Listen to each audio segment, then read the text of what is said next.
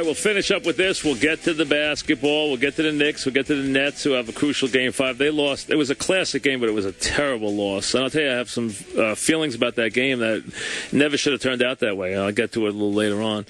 Some baseball. The hockey we'll preview. We got the next 2 days to preview it. We will, I promise you. We'll get all the guys on and preview it with the playoffs starting later this week.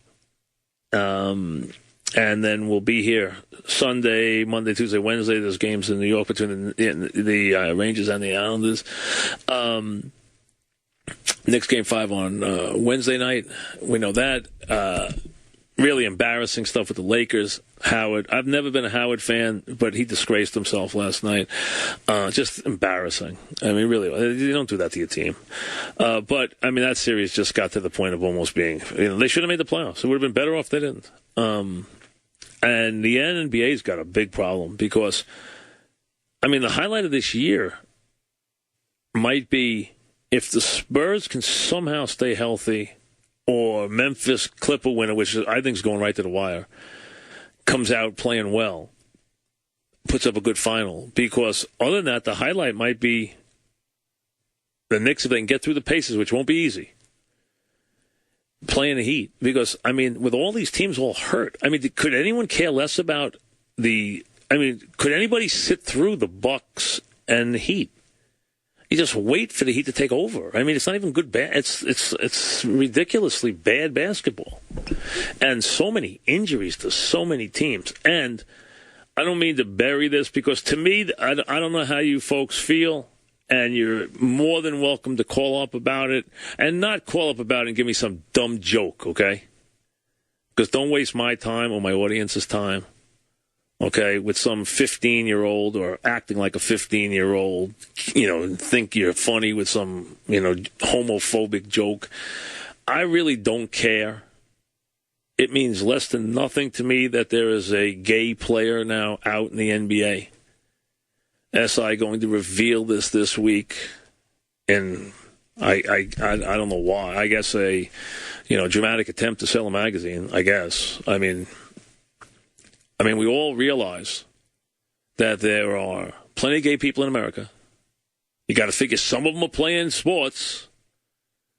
The fact that they don't feel comfortable enough to come out, we now have to force them out or push them to come out. I mean, or whatever reason, but now we have a player in Jason Collins who has been a journeyman player in the NBA, now admitting, as he looks to stay in the league, and now if he doesn't stay in the league, it'll all be considered that he's been run out of the league.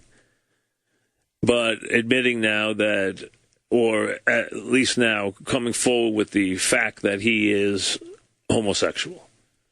Why? I have no idea. I guess you'll have to read the story. I guess I will when I get a chance. I mean, I have the story here. I'm not compelled to run and talk about it or read it. I really don't care. I can't be any more honest. I don't care. It's fine. Good for him. Fine. I mean, let's move on. What is anybody supposed to say? That they're surprised, eh? Yes, there will be some players who will say stupid things. There have already been a couple who have, as is usually the case, gotten on board with their tweets and made some dumb statements that will get them in trouble, get them suspended or fined or whatever, or have some group chasing after them. I mean, okay. Are we that far behind in sports? I mean, we watch Hollywood, we watch Broadway, we watch award shows, we see this stuff everywhere in America.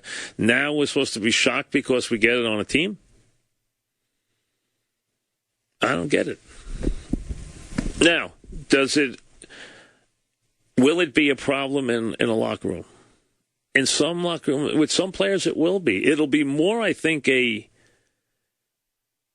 some regards, there will be some jokes, but that's just because those guys will go after each other about anything they can about each other. It's just part of a locker room setting. Any vulnerability is made fun of. Not in a malicious way, just that's the way, people act in a locker room. Number two, there are people who, for religious reasons, will be offended by it. And I guess there will be some people who will be uncomfortable on some other grounds, I guess, depending on the individual.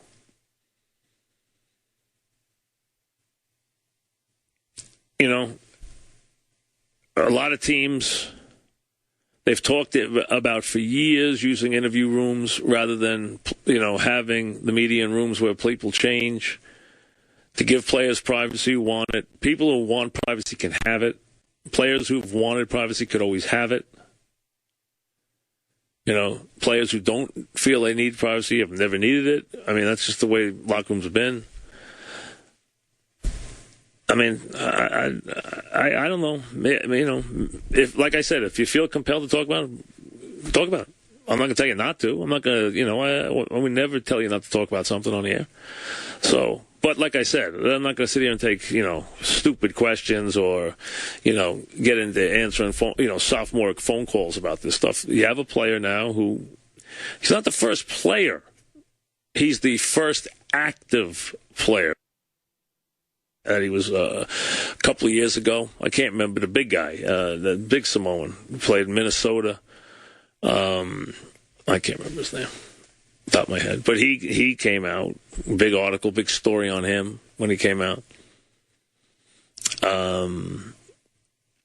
And I'm sure there have been others.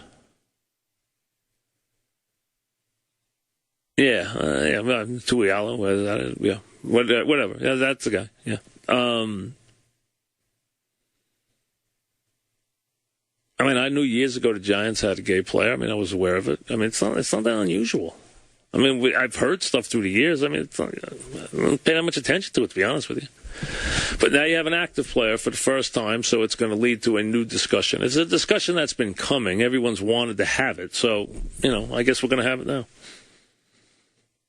I'd rather talk about the quarterback, to be honest with you. Joe in Manhattan, what's up, Joe?